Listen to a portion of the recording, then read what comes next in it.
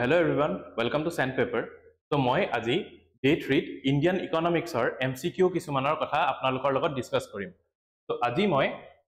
MCQ যোনখিনি discuss কৰিম that will be pertaining to the topics of national income, microeconomics and growth and development. So moi আজি এই ক্লাছত এই তিনটা টপিকৰ ওপৰত MCQ আপোনাৰ লগত ডিসকাস কৰিম. So we will be discussing a total of 20 MCQs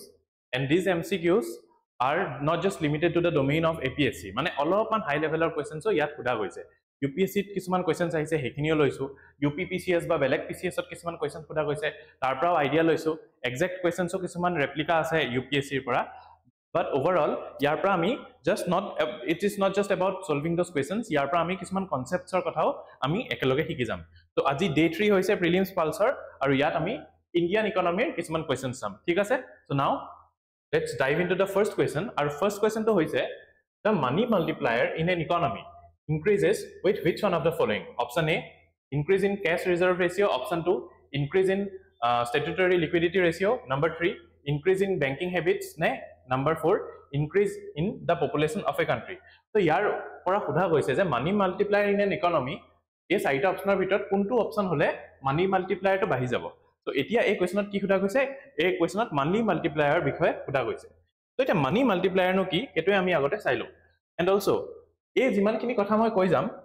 the PDF of this entire thing will be available to you in our Telegram channel যোনটো হৈছে Sandpaper Telegram channel টো যোনটো আপোনাৰ ডেসক্ৰিপচনত দিয়া যাব. But in case আপোনাৰ যদি কিবা ডিফিকাল্টি হয় to find কৰাত so you can directly access this PDF from my YouTube Telegram channel and that is at study with Amlan. So যদি PDF টো আপুনি তাত না পায় ইয়াত 100% PDF টো পাই যাব আৰু মই এটো চেনেলত দুটা PDF দিম এটা খালি কোৱেশ্চনছ থাকা আৰু সেকেন্ড টু সলিউশনছ এন্ড কোৱেশ্চনছ দুটাই থাকা PDF ও দিম. So both these PDFs will be made available to you on this channel আৰু এটো হৈছে মোৰ Telegram channel. So if you want to download them you can access it from here. So আমাৰ এতিয়া কোৱেশ্চনটো কি আছিল এই কোৱেশ্চনটো খুদা গৈছিল about money multiplier. So money multiplier নো হয় কি? So money multiplier হয় কি? So এতিয়া money multiplier বুলি যদি কওঁ money multiplier এটা ফৰ্মুলাৰ পৰা আমি money multiplier টো গম পাওঁ. ফৰ্মুলা কি হৈছে MS/H. এতিয়া ইয়াত MS মানে কি? MS মানে হৈছে money supply. মানে এখন ইকনমিত কিমান পইচা আছে কিমান মানি আছে হেতুকে মানি সাপ্লাই বুলি ইন সিম্পল ওয়ার্ডস কোৱা হয়. সো মানি সাপ্লাই মানে কি? মানি সাপ্লাই মানে হৈছে এখন ইকনমিত কিমান পইচা আছে আৰু H মানে কি? H মানে হৈছে হাই পাৱাৰ্ড মানি. কি? হাই পাৱাৰ্ড মানি. হাই পাৱাৰ্ড মানি মানে কি? হাই পাৱাৰ্ড মানি হৈছে high powered money refers to the liabilities of RBI. Refers to the liabilities of RBI. So stay with me. Tanpale ekon hoy ma bujai dim. Eta liabilities of RBI mane ki RBI tat to belek bank e kisman paisa thoy, government e kisman bonds thoy, government e doilok paisa thoise, doilok kunbai hund hoise. So hebilak ki hoy? Hebilak RBI liabilities hoy. Karon hebilak bostur pora hebilak bostu RBI pisot di diba lagibo, ubotai diba lagibo. So belek bank e jodi RBI pisot deposits hoise ba government e doilok deposits hoise ba government e hund hoise. So all those refer to the liabilities of RBI. আৰু যোনবিলাক RBI লায়াবিলিটিজ হয় সেবিলাকক আমি হাই powered মানি বুলি কওঁ আৰু সেই হাই powered মানিটো H বুলি আমি দেখাইছো. ঠিক আছে? সো মানি মাল্টিপ্লায়াৰ ফৰ্মুলা কি হয় MS/H. So MS is money supply. So এতিয়া অপচনত কি দি আছে? অপচনত খুদিছে যে মানি মাল্টিপ্লায়াৰ কোনটো হলে বাঢ়িব. নাম্বাৰ 1 ক্যাশ ৰিজাৰ্ভ ৰেশিও বাঢ়িলে. এটা ক্যাশ ৰিজাৰ্ভ ৰেশিও বাঢ়িলে কি হয় হেতুৱে চাও. সো প্ৰথমটো হৈছে ক্যাশ ৰিজাৰ্ভ ৰেশিও. So এটা ক্যাশ ৰিজাৰ্ভ ৰেশিও মানে কি একদম সিম্পল ল্যাঙ্গুৱেজত কম ক্যাশ ৰিজাৰ্ভ ৰেশিও হৈছে যে সকলো বেংক বিলাকে যিমানে বেংক আছে সব বেংকে কিছুমান পইচা RBI ৰ ওচৰত থব লাগে. যোনটো পইচা বেংকবোৰে RBI ৰ ওচৰত থব লাগে কম্পালসৰিলি হেতুকে কয় ক্যাশ ৰিজাৰ্ভ ৰেশিও. মানে যদি বেংকৰ ওচৰত 100 টকা আছে তেতিয়া কি হয় তেতিয়া RBI কয় যে every bank is required to deposit certain amount of 100 rupees ধৰিলক rupees 10 with RBI. So এই পইচা যোনটো কম্পালসৰিলি সব বেংকে RBI ৰ থবই লাগে হেতু কয় ক্যাশ ৰিজাৰ্ভ ৰেশিও. আৰু তো কিয় থব লাগে যাতে যদি কেতিয়াবা বেংক ফেইলিয়াৰ হয় তেতিয়া এই 10 টকাৰ পৰা RBI ডাইৰেক্টলি ডিপজিটৰছক পইচা দি দিব পাৰে. ঠিক আছে? তো এটো হৈছে ক্যাশ ৰিজাৰ্ভ ৰেশিও. এতিয়া ক্যাশ ৰিজাৰ্ভ ৰেশিও কি হৈছে? ক্যাশ ৰিজাৰ্ভ ৰেশিও হৈছে এটা পইচা যোনটো বেংক বিলাকে RBI ৰ ওচৰত থৈছে. So যদি RBI ৰ ওচৰত বেলেগ বেংকে পইচাটো থৈছে so it is a liability of RBI. So CRR কি হ'ব? এটা লায়াবিলিটি হ'ব, হয় নে নাই? RBI কাৰণে এটা লায়াবিলিটি হ'ব নে নাই? So first option দিছে যে CRR বাঢ়ি গৈছে CRR বাঢ়ি গৈছে মানে কি liabilities of RBI বাঢ়ি গৈছে liabilities of RBI মানে কি H বাঢ়ি গৈছে এতিয়া যদি ডিনোমিনেটৰ বাঢ়ি যায় যদি ডিনোমিনেটৰ বাঢ়ি যায় তেতিয়া মানি মাল্টিপ্লায়াৰ বাঢ়িব নে কমিব obviously কমিব so যেহেতু ডিনোমিনেটৰ বাঢ়ি গৈছে ইয়াত cash reserve ratio যদি বাঢ়ে তেতিয়া মানি মাল্টিপ্লায়াৰ কি হ'ব মানি মাল্টিপ্লায়াৰ কমিব so option A is incorrect next আছে increase in statutory liquidity ratio এতিয়া statutory liquidity ratio কি হয় SLR কি হয় তো SLR কি হয় SLR হৈছে কিছুমান বেংকে কিছুমান এমাউন্ট certain amount সিহঁতে নিজৰ লগতে ৰদ থব লাগে যেনেকৈ ধৰি লওক বেংকৰ তাত 100 টকা ডিপোজিট আছে এই 100 টকাৰ ভিতৰত RBI কয় যে 10 টকা এটা বেংকে নিজৰ লগতে থব লাগিব তো এটো হৈছে কি এটো হৈছে SLR এতিয়া কি হল এতিয়া যদি বেংক এটাই অলপমান পইচা নিজৰ লগতে থলে তেতিয়া হলে এতিয়া 100 টকাৰ ভিতৰত যদি 20 টকা এটা বেংকে নিজৰ লগতে থলে তেতিয়া বেংকে লোন কিমান এমাউন্টৰ দিব পাৰিব বেংকে লোন 90 টকাৰহে দিব পাৰিব এতিয়া যদি আগতে বেংকে 100 টকাৰ লোন দিব পাৰিছিলে এতিয়া বেংকে 90 টকাৰ লোন দিব পাৰিব এতিয়া যদি SLR বাঢ়ি যায় মানে বেংকে কম পইচাৰ লোন দিব পাৰিব কম পইচাৰ লোন দিব পাৰিব মানে কি মানি সাপ্লাই কমি যাব নে বাঢ়ি যাব মানি সাপ্লাই কমি যাব মানি সাপ্লাই কমি যাব বুলি এটো ফৰ্মুলাত যদি আমি চাও নিউমাৰেটৰ কমি গল MS কমি গল মানে মানি মাল্টিপ্লাই কমি গল হয় নে নাই মানি মাল্টিপ্লাই কমি গল মানে ইয়াত কৈছে ইনক্ৰিজেস সো SLR যদি বাঢ়ি যায় তেতিয়া মানি মাল্টিপ্লায়াৰ কমি যায় ইয়াত যেহেতু ইনক্ৰিজেস দিছে সো এটো ৰং হয় না নাই এটো ৰং হৈ গল সো এতিয়া আমি নেক্সট অপচন চাও নেক্সট অপচনৰ পাছত প্ৰথমতে ডি অপচন চাও increase in the population of A country এতিয়া পপুলেশন আৰু মানি মাল্টিপ্লায়াৰ একো লিংক নাই কাৰণ মানি মাল্টিপ্লায়াৰ এতিয়া চাও পপুলেশন ধৰি লওক বাঢ়ি গৈছে কিন্তু সেই মানুহখিনিয়ে ধৰি লওক বেংকৰ একাউণ্টে খোলা নাই যদি বেংকৰ একাউণ্টে খোলা নাই তেতিয়া মানি মাল্টিপ্লায়াৰ কথাটো একোই নাহিব সো এটো ৰং আৰু লাষ্টত থাকিলে সি দিস ইজ কারেক্ট কিন্তু এতিয়া এটোনো কিয় কারেক্ট হেতু আমি চাও এটো অপচনত কি দি আছে increase in the banking habits of the people এতিয়া এটো বস্তু আমি চাও এতিয়া ধৰি লওক কি হল বেংকিং হ্যাবিটস যদি বাঢ়ি যায় মানুহৰ কি হ'ব বেংকিং হ্যাবিটস যদি বাঢ়ি যায় মানে বহুত মানুহে কি কৰিব বহুত মানুহে বেংক একাউণ্ট খুলিব তো বেংকিং হ্যাবিটস বাঢ়ি গৈছে মানুহৰ এতিয়া বেংকিং হ্যাবিটস যদি বাঢ়ি যায় তেতিয়া কি হ'ব তেতিয়া মানুহবিলাকে বেছিকে বেংক একাউণ্ট খুলিব বেংক একাউণ্ট বেছিকে খুলিছে মানে কি বেংকত মানুহে বেছিকে পইচা থব এতিয়া বেংকত বেছিকে পইচা থৈছে মানে কি বেংকৰ মানুহবিলাকে বেংকৰ মানুহ যোনখিনি আছে বেংকে এতিয়া মানুহবিলাকক আৰু লোন দিব পাৰিব সো বেংকে বেছিকে লোন দিব পাৰিব মানে কি মানি সাপ্লাই বাঢ়ি যাব তো যেহেতু মানি সাপ্লাই বাঢ়ি যাব মানে মানি মাল্টিপ্লায়াৰো বাঢ়ি যাব সো সেই কাৰণে আমি দেখিলো যে C is the correct answer বুজিলে অপচন 1 টু কি কোৱেশ্চন 1 ৰ অপচন হৈছে C so C is the correct answer ঠিক আছে তো ইয়াৰ এনসাৰ হৈছে কিমান নেক্সট পেজত লিখি দিছো ইয়াৰ এনসাৰ হৈছে C ঠিক আছে এতিয়া আমি নেক্সট টু চাও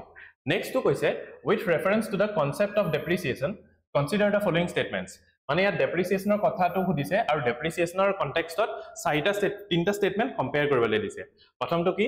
it is a measure to account for the reduction in the value of capital goods due to their wear and tear মানে capital goods use কৰিলে যে সিহঁতৰ ভ্যালুটো কমি যায় wear and tearৰ কাৰণে হেতুকে depreciation হয় বুলি কৈছে নেক্সট দিছে unexpected বা sudden destruction of goods are not taken into account while calculating depreciation মানে যদি হঠাৎ কিবা এটা বস্তু বেয়া হৈ যায় বা হঠাৎ এটা বস্তু ব্ৰেক হৈ যায় ডিস্ট্ৰাকশন হৈ যায় হেতু আমি ডেপ্ৰিসিয়েশনত নধৰ বুলি কৈছে আৰু থাৰ্ড কৈছে মিনিষ্ট্ৰি অফ ফাইনান্সে ৰেটস of depreciation of assets calculate কৰে বুলি কোৱা হৈছে তো এই তিনটা স্টেটমেন্ট কোৱা হৈছে আৰু ইয়াৰ ভিতৰত কোনটো কাৰেক্ট হেতুৱে সুধিছে এতিয়া যদি আমি ফাৰ্স্ট স্টেটমেন্ট চাও এটা আমি দেখিম যে ডেপ্ৰিসিয়েশন মানে কি depreciation refers to the loss of the value of a capital good due to its normal wear and tear আৰু হেতুৱে হৈছে ওৱানৰ লগত স্টেটমেন্টটো same so this is correct এতিয়া আমি যেতিয়া ডেপ্ৰিসিয়েশনৰ কথা কওঁ তেতিয়া আমি ইয়াত নৰ্মাল wear and tearৰ কথা কওঁ কিহৰ কথা কওঁ নৰ্মাল wear and tear তো এতিয়া সেকেন্ড স্টেটমেন্টত আনএক্সপেক্টেড যদি ডিস্ট্ৰাকশন হয় তেতিয়া হেতু ডেপ্ৰিসিয়েশনত নপৰে বুলি কৈছে মানে এটো correct so two is also correct আৰু থাৰ্ড কৈছে ministry of finance decides the rate of depreciation of assets কিন্তু আমাৰ ইন্ডিয়াত মিনিষ্ট্ৰি অফ ফাইনান্সে নকৰে কোনে কৰে ministry of commerce and industry তো আমি ইয়াত গম পালো যে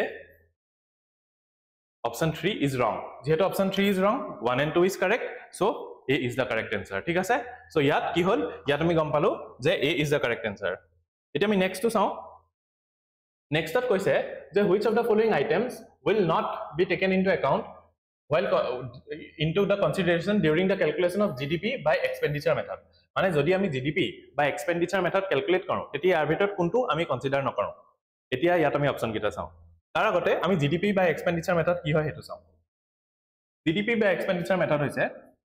জিডিপি বা এক্সপেন্ডিচাৰ মেথড যেতিয়া ক্যালকুলেট কৰোঁ তেতিয়া আমি কি কৰোঁ C plus D plus I plus NX C মানে কি C মানে হৈছে প্ৰাইভেট ফাইনেল কনজাম্পশন এক্সপেন্ডিচাৰ মানে হাউস হোল্ড লেভেলত যোনটো কনজাম্পশন হয় D মানে হৈছে গভৰ্নমেন্ট এক্সপেন্ডিচাৰ I মানে হৈছে নেট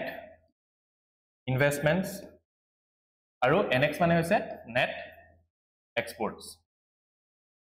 এইটো হৈছে আমাৰ জিডিপিৰ ফৰ্মুলা এতিয়া এই যে নেট ইনভেষ্টমেন্ট এই নেট ইনভেষ্টমেন্টক আমি আৰু ডাঙৰকে লিখিব পাৰো এই নেট ইনভেষ্টমেন্টক আমি কি বুলি ক'ব পাৰো এই নেট ইনভেষ্টমেন্টৰ আৰু এটা নাম হয় gross domestic capital formation gross domestic capital formation বা নেট ইনভেষ্টমেন্ট একে বস্তু তাক আই বুলি দেখুৱা হয় it is equal to gross fixed domestic capital formation plus change in stocks এতিয়া আমি এই দুটাৰ মিনিং এ বুজিবলৈ চেষ্টা কৰিম প্ৰথম আমি চেষ্টা কৰোঁ বুজিবলৈ যে gross fixed domestic capital formation কি হয় এটো মানে হৈছে value of all the new goods and services that are produced by the government মানে value of all new goods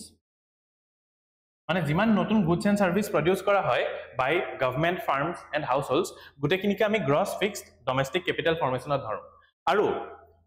যিকোনো এটা ফার্ম হক হাউস হোল্ড হক বা যিয়ে হক the difference between the stock at the start of the year and at the end of the year যোনটো difference হয় সেটোকে চেঞ্জ ইন স্টকস বুলি কয় হৈছে ঠিক আছে তো এটো হৈছে জিডিপি বা এক্সপেন্ডিচাৰ মেথডৰ ফৰ্মুলা এতিয়া আমি আহো আমাৰ অপচনটোত কি দিছে অপচনটোত প্ৰথমত দিছে যে which of the following are not taken into account প্ৰথমত দিছে net increase in inventory of business কিন্তু আমি চালো যে inventory of business যোনটো change in stocks তো ধৰা হয় so এটো it is taken into account so ইয়াত not খুদিছে একাৰণে এটো wrong so household expenditure on services এটো তো householdত ধৰাই হয় so এটো wrong government expenditure on public goods and service obviously government or expenditure ধৰা হয় so this is also wrong brokerage paid for the transfer of shares এটো আমি নাজানো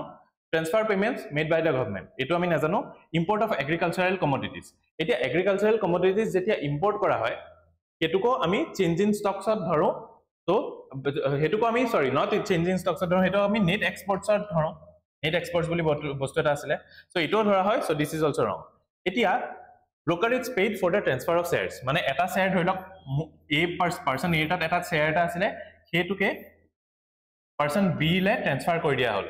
so value of shares has remained same bas ownership to a পৰা b লৈ লৈছে so ইয়াত একো কি হৈছে ইয়াত একো নতুন গুড এণ্ড সাৰ্ভিস বনা নাই so এনেকুৱা যদি ট্ৰান্সফাৰ হয় তেতিয়া আমি হেতু জিডিপিত নধৰো কিন্তু এইবিলাক ট্ৰান্সফাৰত এজন ব্ৰোকাৰেহে এইবিলাক ট্ৰান্সফাৰ কৰিব হয় নে নাই so এজন ব্ৰোকাৰ থাকিব দালাল এজন থাকিব জনে শেয়াৰটো a পৰা b লে দি দিয়ে so সেই ব্ৰোকাৰজনৰ যোনটো ব্ৰোকাৰেজ হেতু আকৌ আমি জিডিপিত ক্যালকুলেট কৰো and this is something that you should remember so সেই কাৰণে brokerage is taken into account while calculating GDP using expenditure method. So, jihetu brokerage is taken into account, so it is wrong. Aru transfer payments made by the government. Eta transfer payment juntu bostu, transfer payment ki hoy? Transfer payment are one-sided payments. Mane tumi eta bostu eta disa kabak, tarpra tumi eko bostu loa nai. Jeneke government amak subsidy diye. Ar tarpra government amar pra bapas eko ni bisare. So hebilak koi transfer payments. Aru transfer payment to ami jodi sao, yato transfer payment tor eko kothai nai. So he karone transfer payment is the correct answer এটা মানে খালি 5 হে শুদ্ধ এটা 5 যেহেতু শুদ্ধ d হে শুদ্ধ ঠিক আছে তো এনেকে আমি এমসিকিউ বিলাক সলভ কৰিম ঠিক আছে এটা নেক্সট আমি চাও নেক্সট যদি আমি চাও ইয়াত আছে which of the following are the flaws in using gdp as an index for greater well-being of the people মানে gdp এর কি কি প্রবলেম হেতু খুদা হৈছে ইয়াত কি খুদা হৈছে ইয়াত gdp এর কি প্রবলেম হেতু খুদা হৈছে সো প্ৰথমটো কৈছে it does not take into account inequality in income so gdp to inequality in income kotha nokore so this is a flaw so correct next this it does not account for technological advancements mane technological advancements ji hokol hoy hekhini ami gdp t nodharu eto hoy correct it excludes non marketed activity e junblak marketed activity nohoy jeneke dhorilok household health hebilak ami nolo gdp t aru ketue women a care economy junkhini kam kore hekinio gdp account nokore that is also another flaw so it was correct it does not include externalities caused by an economic activity mane dhorilok apuni rasta eta banale এটা হৈছে infrastructure so ৰাস্তাটো বনোৱাৰ ফলত কি হ'ল ৰাস্তাৰ ওচৰে ওচৰে নতুন দোকানো আহি গ'ল বনাইছে আপুনি ৰাস্তাটো for the commencement of vehicle in an orderly fashion কিন্তু তাৰ কাৰণে এই ৰাস্তাৰ ওচৰে ওচৰে নতুন নতুন দোকান আহি গ'ল তো এই ইনফ্ৰাষ্ট্ৰাকচাৰটো যে বনালে এই ৰাস্তাটো যে বনালে তাৰ পৰা এইবিলাক বেনিফিটছ আহিলে তো এইবিলাক বেনিফিটৰ কথা কিন্তু আমি জিডিপিটো ক্যালকুলেট নকৰো তো সেই কাৰণে এটো কাৰেক্ট সো সেই কাৰণে এইখিনি বস্তু মানে কি হয় ইনইকুৱেলিটি ইনকাম আমি জিডিপি দি নোৱাৰো টেকনলজিক্যাল এডভান্স আমি জিডিপি দি চাব নোৱাৰো নন মাৰ্কেটেড এক্টিভিটিজৰ কথা জিডিপি দি চাব নোৱাৰো আৰু এক্সটাৰ্নেলিটিজৰ কথাও আমি জিডিপি দি চাব নোৱাৰো সো এইবিলাক কি হয় এইবিলাক হৈছে ফ্ল কৰ ফ্ল জিডিপি ফ্ল সো সেই কাৰণে 1 2 3 4 গুটেকিটাই শুদ্ধ সো ডি হৈছে কাৰেক্ট আনসাৰ ঠিক আছে ডি হৈছে কাৰেক্ট আনসাৰ বুজি আছে এতিয়ালৈকে এতিয়া চাওক মই আপোনাক এখিনতে এটা কথা সুধিছো যে মোৰ এখিনি আপোনালোকে চাব বুলি মই ভাবিছো মোৰ এখিনি এটলিষ্ট চাব ইয়াত বহুত ভাল কোৱেশ্চনছ মই আনিছো আৰু যদি বাই চান্স আপোনালোকক লাইভ সেশন যদি লাগে আমিতো ৰেকৰ্ডেড কৰি আছো ৰেকৰ্ডেডৰ ঠাইত যদি আপোনাৰ লাইভ সেশন কৰিব বুলি ভাবে তেতিয়া এটোও জনাব যদি মোৰহে লাইভ লাগে যদি if you think that only যদি মই আপোনাক খালি মোৰ ইকোনমি লেকচাৰখিনি অলপ বুজিবলে টান বাকিখিনিয়ে বহুত ভাল বুজাব পাৰে বেলেগ টিচাৰছে সো তেখেতসকলৰ লাইভ নালাগে খালি মোৰহে যদি লাইভ লাগে এটো আপোনালোকে জনাব দেই হেতু আপোনালোকে জনাব and you can find all this PDF হেতুটো কৈছো একত সো আপোনালোকক যদি লাইভ সেশন লাগে যাতে আপোনালোকে ডাইৰেক্ট আমাৰ লগত এনসাৰ দিব পাৰে আৰু আমিও আপোনালোকৰ এনসাৰটো যদি হেতু টাইমতে ৰিয়েল টাইমত চাই পেলাই আমি ক'ব পাৰো যে শুদ্ধ হৈছে নে নাই if you want that then let us know কেনেকে আপোনালোকে আমাৰ কমেন্টত লিখিয়ে জনাব পাৰে if you want all the teachers to go live let us know even that যদি আপোনাক খালি মই লাইভ যাব লাগে হেতু আপোনালোকে ক'ব পাৰে ঠিক আছে এতিয়া মই নেক্সট কোৱেশ্চনটো লম নেক্সট কোৱেশ্চনটো হৈছে with reference to the methods of GDP calculation, consider the following statements. মানে GDP calculate কৰা যিসকল মেথড তাত এই স্টেটমেন্ট গিটাৰ কথা সুধিছে ইয়াত কি সুধিছে in a fixed based index weight assigned to various economic activities and goods automatically changes as the economy changes. To chain method base period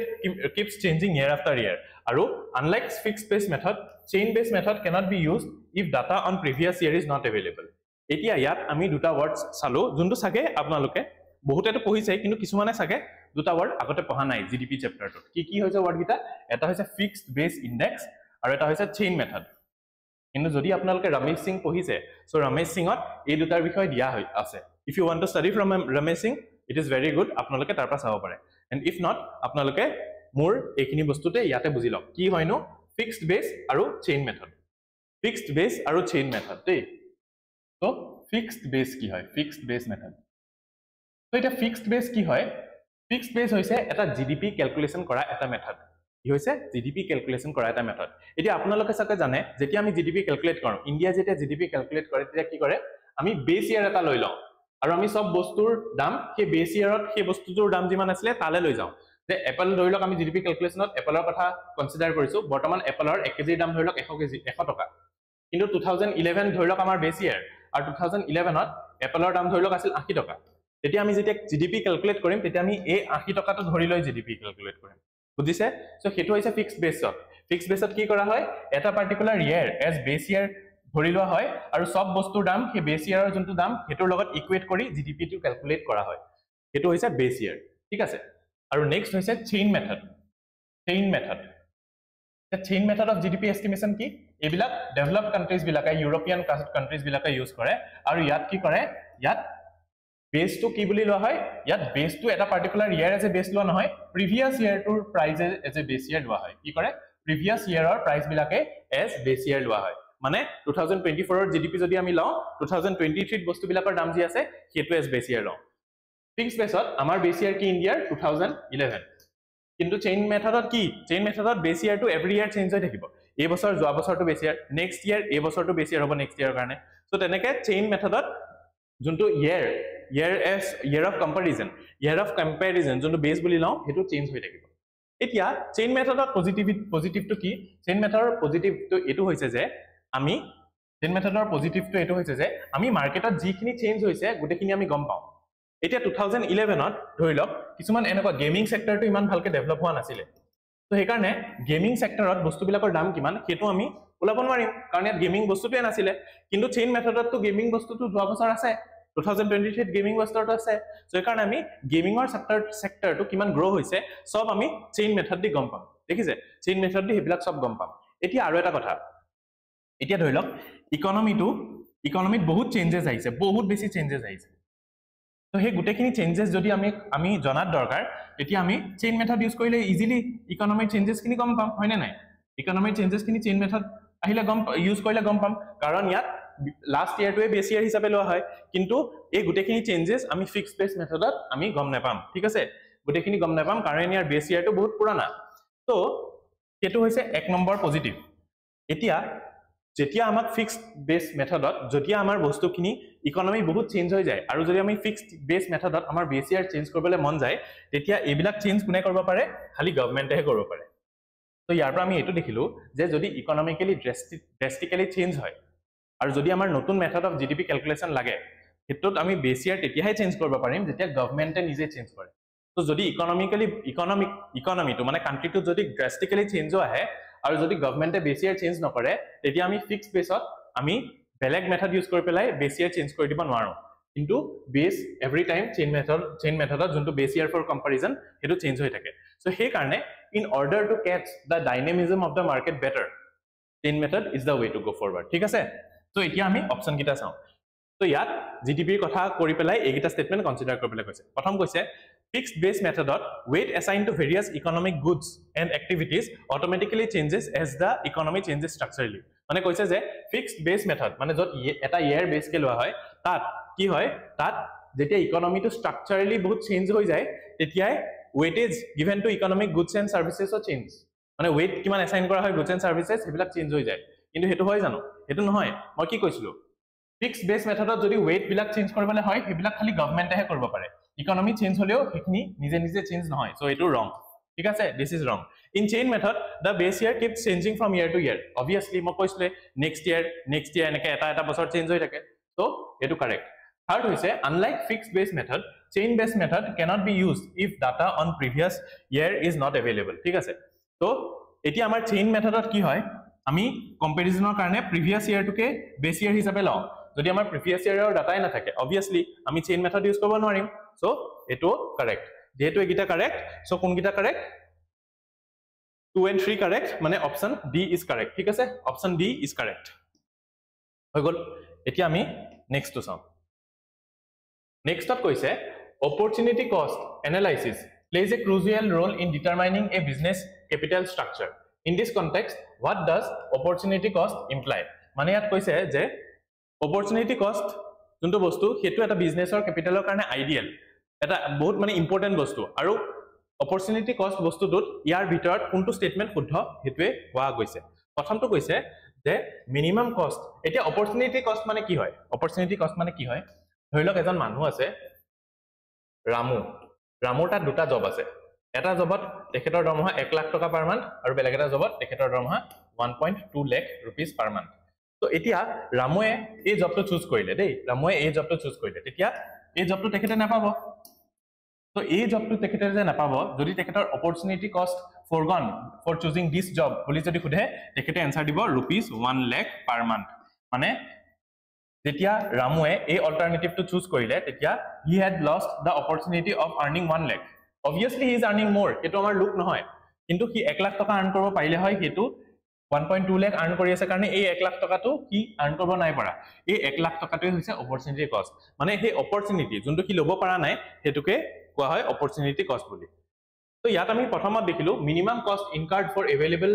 availing the benefits of an option chosen মানে এটা option choose কৰাৰ কাৰণে যোনটো কষ্ট হয় হেতুৱে বলে opportunity cost obviously নহয় any potential loss provided by not selecting an option মানে কোনবা এটা অপশন সিলেক্ট নকৰাৰ কাৰণে কিবা লোকসান হৈ যাব পাৰে সো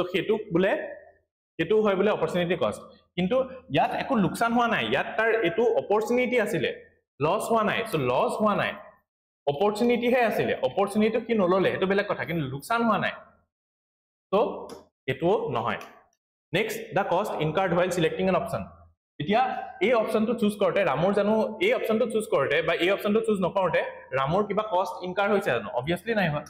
সো এটো স্টেটমেন্টটো does not make sense আৰু last any potential foregone benefit from a missed option not chosen মানে এটা অপশন আছিল হেতু চুজ নকৰাৰ কাৰণে কিছুমান বেনিফিট গুছি গৈছে বেনিফিটটো কি 1 লাখ টকাৰ বেনিফিট obviously হেতুই হৈছে এটো statement so D is the correct answer কিয় কারেক্ট answer মানে বেনিফিট এটা ৰামুৱে এৰি দিছে বেনিফিটটো কি 1 লাখ টকা আৰ্ন কৰা বেনিফিট যোনটো ৰামুৱে নোৱাৰিলে তো সেই কাৰণে অপশন 7 ৰ answer হৈছে ডি ঠিক আছে এতিয়া নেক্সট হৈছে নেক্সট কোৱেশ্চন হৈছে জিডিপি ডিফ্লেটৰৰ কথা সুধিছে which of the following statements are correct এতিয়া জিডিপি ডিফ্লেটৰ কি হয় জিডিপি ডিফ্লেটৰ ৰিয়েল জিডিপি বাই নমিনাল জিডিপিৰ লগত যেটা ডিভাইড কৰা হয় সেই ৰেশিওটোকে জিডিপি ডিফ্লেটৰ বুলি কোৱা হয় বেছি ডিপত না যাও কাৰণ বহুত বেছি লম্বা হৈ যাব লেকচাৰটো তো এতিয়া হেতুৱে হৈছে জিডিপি ডিফ্লেটৰ জিডিপি ডিফ্লেটৰ কি হয় গম পালে এতিয়া জিডিপি ডিফ্লেটৰটো কি GDP deflator takes into account inflation obviously inflation একাউন্টিংত লৈ আনে জিডিপি ডিফ্লেটৰে তো এতিয়া আমি অপচন কিটা চাও it is a more comprehensive measure of inflation as against wholesale prices এতিয়া চাও জিডিপি ডিফ্লেটৰে ইনফ্লেশনৰ আইডিয়া দিয়ে আৰু জিডিপি ডিফ্লেটৰত কি হয় সব বস্তুৰ কথা আমি কনসিডাৰিংত লও কাৰণ জিডিপি ডিফ্লেটৰত কি কৰে ৰিয়েল জিডিপি আৰু নমিনাল জিডিপি ৰেশিওটো চোৱা হয় যেহেতু জিডিপি ৰেশিও চোৱা হয় জিডিপি টু সব বস্তুৰ ৰেশিও চোৱা হয় because GDP is the value of all goods and services so GDP deflator যদি দি পেলাই যদি আমি ইনফ্লেশন চাও তেতিয়া সব বস্তুৰ ইনফ্লেশন সব বস্তুত কিমান দাম বহিছে হেতু চোৱা যায় তো হে কাৰণে obviously ভাল মেজাৰ হ'ব on the other hand wholesale price index to inflation চোৱা হয় but here the prices of 8331 goods are taken into consideration হে কাৰণে আমি ইয়াত দেখিলো যে জিডিপি ডিফ্লেটৰৰ বহুত বেছি গুডস কভাৰ কৰে সো হে কাৰণে it is more comprehensive than wholesale price index jot khali 8331 goods or prices kept inflation chua jay so this is correct next hoise unlike consumer price index GDP deflator accounts for all goods and services whether produced domestically or outside kintu yat sao GDP deflator e ki dekhai GDP pora GDP ratio sai aru GDP ki chua hoy junbilak bostu indiar bhitorat produce hoise hetwe chua jay কিন্তু ইয়াত লিখিছে produce domestically or outside কিন্তু outsider বস্তুটো GDP deflator চোৱা নহয় so এই কাৰণে statement 2 is wrong next হৈছে in India GDP deflator data is only available on a quarterly basis along with GDP estimates এতিয়া চাওক GDP deflator কি হৈছে GDP ratio আৰু আমি জানো GDP quarterly ওলাই আৰু annually ওলাই সো এই কাৰণে GDP deflator quarterly ওলাব আৰু annually ওলাব সো এই কাৰণে এটো correct on the other hand consumer price index আৰু wholesale price index কেতিয়া ওলাই ককসন monthly ulai so eto monthly ulai so ekarone ami salu ki 1 and 3 are correct so option C is correct thik ase ami etia ola pace lom karon ami bahut slow hoy aso etia sao in etia eta marketor kotha yat kahani eta konaise ki koise marketot few sellers ase kisuman seller ase aru e kisuman seller e large market share ase mane bahut beshi market hiote share to marketor share hiotore bahut beshi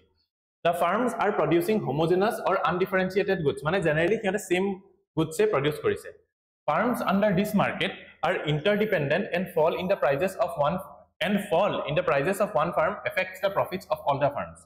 etia etu kenaka type of market hete hodise yat ki koise yat koise je eta market ase ei marketot kisuman sellers ase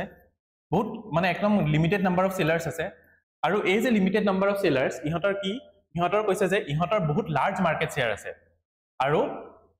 এটা ফার্মে যদি বস্তু এটাৰ দাম কমাই দিয়ে তেতিয়া গুটেগিটা ফাৰ্মৰে effect হৈ যায় মানে গুটেগিটা ফাৰ্মে কমাই দিব লগাত পৰে দাম তো এতিয়া এই মাৰ্কেটটো এনেকুৱা টাইপৰ মাৰ্কেট কি হয় আৰু এটা বস্তু এই জুনলাক ফাৰ্ম কিয়তে একে টাইপৰ বস্তু প্ৰডিউস কৰে তো এনেকুৱা টাইপৰ মাৰ্কেটটোৰ সিনাৰিও কেনেকুৱা হয় তো ইয়াৰ এনসাৰ যদি আপোনালোকে জানিব লাগে যদি জানে তেতিয়া জানে যদি না জানে নাই তো এইবিলাক সব হৈছে অলিগোপলিৰ এটা কন্ডিশন অলিগোপলিৰ কিছুমান মানে অলিগোপলিটো এনেকুৱা কন্ডিশনতে হয় এতিয়া আকো কি হয় অলিগোপলিত এটা মার্কেট এটা থাকে এই মার্কেটত লিমিটেড নাম্বার অফ প্লেয়ার্স থাকে যেনেকে যদি চাই আপুনি ইন্ডিয়াৰ কাৰ ম্যানুফ্যাকচাৰিং টু কেটা আছে টাটা মহিন্দ্ৰা ইন্ডিয়াত যোনবিলাক প্ৰডিউস হয় টাটা মহিন্দ্ৰা আৰু আমাৰ মাৰুতিও কিছুমান ওলাই আজিকালিটো সুজুকি ওলাই সো এটো নাই সো এই দুটাই হৈছে মেইন প্লেয়াৰ এতিয়া যদি টাটাই নিজৰ গাড়ীখনৰ দাম কমাই দিয়ে obviously মানুহে বেছিকে টাটা কিনিব সো সব এফেক্টেড হৈ যাব সো লাষ্টত গৈ মহিন্দ্ৰাও নিজৰ গাড়ীৰ দাম কমাব লাগিব সো কি হয় যেতিয়া এটা মাৰ্কেটত লিমিটেড প্লেয়াৰ্স থাকে তেতিয়া এটা প্লেয়াৰে যদি বস্তুৰ দাম কমাই দিয়ে সবে দাম কমাব লাগে প্ৰভাইডেড সবে একে টাইপৰ বস্তুই বনাই আছে আৰু এটোকে কি বুলি কোৱা হয় অলিগোপলি সো হে কাৰণে এটোৰ কাৰেক্ট আনসাৰ হৈছে কি এটোৰ কাৰেক্ট আনসাৰ অলিগোপলি এতিয়া আমি নেক্সট কোৱেশ্চন চাও নেক্সট কোৱেশ্চন হৈছে যে despite being a high saving economy বহুত বেছি সেভ হৈ আছে ইকোনমিত capital formation may not result in significant increase in output আৰু ইয়াত চাৰিটা অপচন দিয়া আছে মানে এটা ইকোনমি আছে সেই ইকোনমিত মানুহবিলাকে বহুত পইচা সেভ কৰিছে ইকোনমিত মানুহবিলাকে বহুত পইচা সেভ কৰিছে এতিয়া যদিও মানুহবিলাকে বহুত পইচা সেভ কৰিছে তেতিয়াও কেপিটেল ফৰ্মেশন ভাল নাই হোৱা তেতিয়াও কেপিটেল ফৰ্মেশন ভাল হোৱা নাই কিয় তো এতিয়া আমি তাৰ এনসাৰ কেইটা some despite being a high saving economy capital formation may not result in significant increase in output কিয় মই অলপ ভুলকে কৈছিলো আকৌ এবাৰ কৈছে এখন ইকোনমিৰ কথা কৈছে সেই ইকোনমিত মানুহবিলাকে বহুত সেভ কৰে এই ইকোনমিত মানুহবিলাকে বহুত সেভ কৰে আৰু তাৰ পিছত কৈছে যে এনেকুৱা এখন ইকোনমি যত মানুহবিলাকে বহুত সেভ কৰে আৰু এইখিনি দি যদি সেইখিনি পইচা যদি আমি ক্যাপিটাল এসেট বনাবলে বিচাৰো ক্যাপিটাল এসেট যদি বনাবলে বিচাৰো তেতিয়াও ধৰি লওক ভালকে আউটপুট হোৱা নাই এটো কিয় হোৱা নাই মানে কৈছে এনেকুৱা এখন ইকোনমি যত মানুহে বহুত সেভ কৰে আৰু এই সেভ কৰা পইচাখিনিয়ে আমি ক্যাপিটাল এসেট মানে ইনফ্ৰাষ্ট্ৰাকচাৰ वगैरह বনাবলে ইনভেস্ট কৰিছো কিন্তু তেতিয়াও তাৰ পৰা আউটপুট ভাল আহা নাই কিয় আহা নাই হেতে খুদিছে অপচন 1 দিছে এডমিনিষ্ট্ৰেচন টু উইক অপচন 2 দিছে ইলিটাৰেসি অপচন 3 দিছে পপুলেশন ডেন্সিটি হাই অপচন ডি দিছে হাই ক্যাপিটাল আউটপুট ৰেশিও এতিয়া সি2 তো নহয় পপুলেশনৰ লগতনো এবিলাকৰনো কি লিংক একো লিংক নাই সো দিস ইজ আউট আৰু A আৰু B দুটাই হ'ব পাৰে বাট এবিলাকো ইমান এটা ভালকে মানে কথা ক'ব নোৱাৰি সো এডমিনিষ্ট্ৰেচন যদি বেয়া হয় তেতিয়া ধৰি লওক ক্যাপিটাল বহুত সেভ কৰিছে আৰু মানুহবিলাক বহুত কৰাপ্টেড হৈ গৈছে সো সেই কাৰণে ক্যাপিটাল এসেটৰ পৰা আউটপুট ভালকে হোৱা নাই সো হেবিলাকটো হ'ব পাৰে বাট এগিটা উইক এনসাৰস হয় কিন্তু আমি ডি টু চাও হাই ক্যাপিটাল আউটপুট ৰেশিও সো আমি এতিয়া এ টু বস্তু চাও এতিয়া হাই ক্যাপিটাল আউটপুট ৰেশিও মানে কি ক্যাপিটাল বাই আউটপুট এটো হয় হাই ক্যাপিটাল আউটপুট ৰেশিও এটোকে incremental capital output ratio বলে কোৱা হয় এতিয়া ইয়াক কৈছে যে এই বস্তুটো ভাল এই বস্তুটো হাই এই বস্তুটো হাই এই বস্তুটো হাই মানে কি ক্যাপিটাল তো বহুত বেছি when compared to the output মানে output is low এতিয়া এই বস্তুটো আৰু সেই বস্তুটো যোনটো কোৱেশ্চনত খুদিছে একে নহয় জানো ক্যাপিটাল হাই দি আছে কিন্তু আউটপুট কম আছে তো ক্যাপিটাল হাই হৈছে আউটপুট কম আছে হেতু এটো কোৱেশ্চনত খুদিছে সো এই কাৰণে ডি ইজ কাৰেক্ট এতিয়া হাই ক্যাপিটাল আউটপুট ৰেশিও মানে capital required to produce output is low দেখিছে হাই ক্যাপিটাল আউটপুট ৰেশিও মানে যোনখিনি পইচা লাগে এটা আউটপুট প্ৰডিউস কৰিবলৈ the capital required is high so সেই কাৰণে হেতুকে হাই ক্যাপিটাল আউটপুট ৰেশিও বুলি কোৱা হয় ঠিক আছে so option D is correct এটা আমি নেক্সট চালো পিপিপি ৰ কথা আমি চাও পাৰচেজিং পাৱাৰ প্যাৰিটি এতিয়া ইয়াত কিছুমান স্টেটমেন্টছৰ কথা কৈছে which are আৰু এই স্টেটমেন্টৰ ভিতৰত পাৰচেজিং পাৱাৰ প্যাৰিটি ৰেফাৰেন্সত কি কাৰেক্ট হেতুৱে খুদা গৈছে তো প্ৰথম কৈছে যে purchasing power parity exchange rates stay relatively stable when compared to market exchange rates তো মানে পিপিপি কি হয় পিপিপিত এটা বাস্কেট অফ গুডস লোৱা হয় আৰু সেই বাস্কেট অফ গুডস কনজিউম কৰিবলৈ ইন্ডিয়া আৰু ইউএসএত বা বেলেগ বেলেগ কান্ট্ৰিত কিমান পইচা লাগে হেতু চোৱা হয় তাৰ পৰা কি চোৱা হয় তাৰ পৰা সেই সেম বাস্কেট অফ গুডস যদি এজন মানুহে ইন্ডিয়াত ইউজ কৰে তেতিয়া কিমান পইচা লাগিব সেম বাস্কেট অফ গুডস যদি মানুহে জনে ইউএসএত কনজিউম কৰিব লাগে তেতিয়া তেখেতৰ কিমান কষ্ট হ'ব হেবিলাক সব বস্তু চোৱা যায় সেইখিনি সব বস্তু চোৱা যায় সো সেইখিনি কত চোৱা যায় পাৰচেজিং পাৱাৰ প্যাৰিটি এতিয়া পাৰচেজিং পাৱাৰ প্যাৰিটিত কি কৰা হয় যোনখিনি বস্তু লোৱা হয় সেইখিনি ওয়াইড ভ্যাৰাইটি অফ গুডস লব পাৰি পাৰচেজিং পাৱাৰ প্যাৰিটিত হেয়াৰ কাটত কিমান খৰচ ইন্ডিয়াত আৰু আমাৰ ইউএসত হেতু চাব পাৰি সো হেতু হৈছে পাৰচেজিং পাৱাৰ প্যাৰিটি এতিয়া আৰু এটা কথা জনা উচিত যে এক্সচেঞ্জ ৰেটস মানে কি ধৰি লওক আপোনাৰ তাত $1 আছে $1 যদি আপুনি ইন্ডিয়াত আনে সেই $1 ভ্যালু কিমান হৈ যায় 80 টকা হৈ যায় তো হেতুৱে হৈছে এক্সচেঞ্জ ৰেট মানে $1 বিনিময়ত আপুনি এক্সচেঞ্জ কৰিলে ইন্ডিয়াত 80 টকা পালে তো হেতুৱে হৈছে এক্সচেঞ্জ ৰেট এতিয়া এক্সচেঞ্জ ৰেট যোনটো বস্তু দ্যাট ইজ ভেৰি ভলাটাইল কাৰণ বেলেগ বেলেগ মাৰ্কেটৰ কাৰণে ইউএস মাৰ্কেট ইন্ডিয়াৰ মাৰ্কেট বেলেগ কান্ট্ৰি মাৰ্কেট এবিলাক সবৰ কাৰণে এক্সচেঞ্জ ৰেটটো বহুত ফ্লাকচুৱেটিং কৰি থাকে কিন্তু আপুনি কিমান টকা দি এটা কান্ট্ৰিত এটা বস্তু কিনিলে আৰু কিমান টকা দি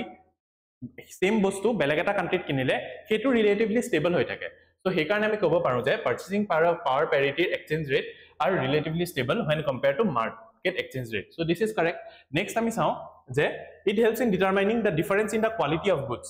এতিয়া চাও purchasing power of parity কি কৈছিল এটা basket of goods ৰ কথা জনা যায় এতিয়া ইয়াত কোৱালিটিৰ কথা কৈছে সো কোৱালিটিৰ কথাটো নাহে so this is wrong. Third হৈছে it takes into account the cost of non graded goods and services like haircuts. So কৈছিল PPP সব বস্তু আমি একাউন্টিংত লব পাৰো so this is also correct. আৰু fourth হৈছে it allows comparison of living costs and standards across different countries. এতিয়া চাওক আপুনি basket of goods ত আপুনি কিছুমান বস্তু ললে সেইখিনি বস্তু লবলে আপোনাৰ কিমান টকা খৰচ হল হেতু আপুনি ইন্ডিয়াৰ কাৰণে চালে সেম বস্তু আপোনাৰ ইউএছত কিমান খৰচ হয় ইন ডলাৰ চালে আৰু আপুনি এই দুটা কম্পেয়াৰ কৰি পেলাই পিপিপি পাই গ'ল ইয়াৰ পৰা কি হ'ল ইয়াৰ পৰা আমি দেখিলো যে ধৰি লওক আমি কনসিডাৰ কৰিলো যে এটা পাৰ্টিকুলাৰ লিভিং ষ্টেণ্ডাৰ্ড মেইনটেইন কৰিবলৈ ইণ্ডিয়াত এইখিনি বস্তু লাগে এইখিনি বস্তুৰ দাম ধৰি লওক এদিনত 100 টকা সেম বস্তু যদি আমি ইউএছত চাওঁ সেম বস্তু আমি ইউএছত কনজিউম কৰিবলৈ লাগে $5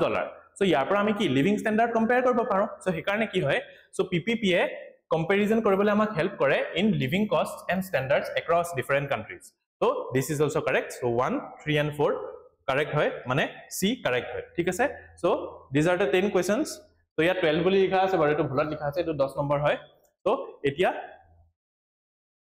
এতিয়া আমি 10টা কোৱেশ্চনস কৰিলো আকৌ কৈছো আমি 10টা কোৱেশ্চনস কৰিলো মইতো 20টা বুলি কৈছিলো সো ইয়াৰ পাছত আপোনালোকে যদি এই পিডিএফ খন চাই তাত টোটাল 20টা কোৱেশ্চনস আছে সো মই কি বিচাৰো যে মইতো 10টা কোৱেশ্চনস কৰাই দিলো নেক্সট ক্লাছৰ পৰা